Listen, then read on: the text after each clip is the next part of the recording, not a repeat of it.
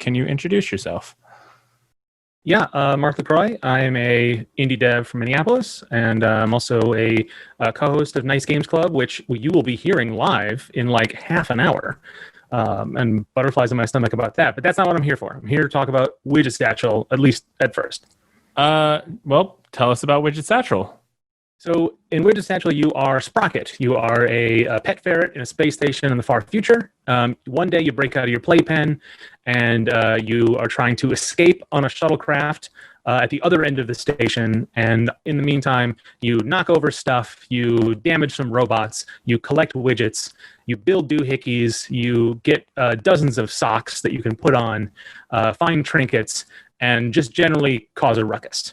It's we call it a Metroidvania-lite. So it has the mechanics of a Metroidvania where you get power-ups, unlocks other areas, but at the same time, nothing is blocked. So in most Metroidvanias, you get sort of stuck. You hit a wall, and then you got to go figure out what you need to progress. In this game, if you're having trouble, you can just keep going because you're a ferret and you don't really care about any of this. And so, but if you're, really want to get all the socks, find all the trinkets, optimally play the game, the challenges that are waiting for you. So it's actually quite a challenging game, but only if you decide that it is. If you just want it to be a fun couple hours of goofing off, it is absolutely that for you as well. So this has heavy platformer elements along with the kind of collecting things to explore. What do you think people? So I've asked the developers what they're most excited about. What do you think other people will be most excited about your game? I think people, and you can see it in the video behind me, people love Sprocket as a character, which is something that we kind of knew, and that was the goal, but I was kind of overwhelmed with how much people are like, oh, did you make plushies? And like, oh, is this based on a real ferret I can hold it in my arms and snuggle? Like the love people have for the character, which is something, like I said, we did design for it, but it's been kind of overwhelming, the reaction we've had. Just the sort of charm and mischievous nature is really come through. This game is actually out right now, isn't it? Yep, you can get it on Steam or itch if you're on PC, and you can get it on Switch as well. Nice. So pretty much anywhere you want to play it, you're good to go. I mean, it's on Switch, so it's literally anywhere you want to play it.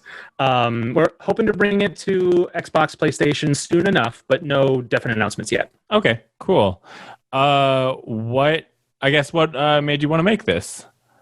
So this started out as a game jam project. So it's probably in chat. Lane came to a couple of us and said, "Hey, let's do a Ludum Dare together." And myself and Steven, who you'll be talking to soon, as well as Sarah, musician, and myself, we got together and we did a weekend game jam.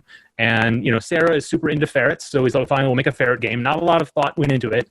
But at the end, we had something that was really, really, it felt like it was a complete idea, even though it was very content-like. Like the levels we made were just proof of concept. So people really saw the potential in it, and we did too. So we said, okay, let's just keep working on it. And then we came up with like a philosophy for the game and for its mechanics and platforming. And I developed the sort of story and the fiction of the world. And it really became something we all got attached to. And then, like Ben said earlier, 2 years later, out on Switch. Nice. Sometimes you have a genius idea and you have to do it, and sometimes you stumble into something cool, and that's what happened here. Nice. Is there anything else you want us to know about this game? Yeah, well, I mentioned some of the folks who helped start it out, but more people helped make it along the way. We had Martha and Ellen joined us as level designers. My wife Dale was very helpful in that early game jam. And one of the things I love about this game is I was the lead on it. I did most of the work, but it is the design and the level design and the sort of like all the thoughts is this really great team effort. And I think that really shows through. It has a ton of unique ideas. It's very moment to moment. It's very interesting, but also it's not like overcomplicated. And I think we did a pretty good job. I'm very proud of us. But also, as a player has the different mechanics, you can go in and you can be a goof. You can speed run it. You can beat the game. We've seen it happen in under an hour. Or you could spend hours and hours and hours finding every single thing. And so it's a game that's small scale or large scale. It's easy or difficult. It's serious or silly. It's whatever you want it to be in a way that's sort of true to all those things. And I'm very, very proud of that. Nice. Yeah, it seems like a game for everyone. I mean, it's kind of like it's sort of fooling yourself to say that, but it is kind of a game for everybody. Yeah, for sure. Check that out. Was there someplace that people can stay up to date with? Nobelrobot.com. It's my company, Nobel Robot. You'll hear more about both of those games. You'll get store links to the ones that are out as well.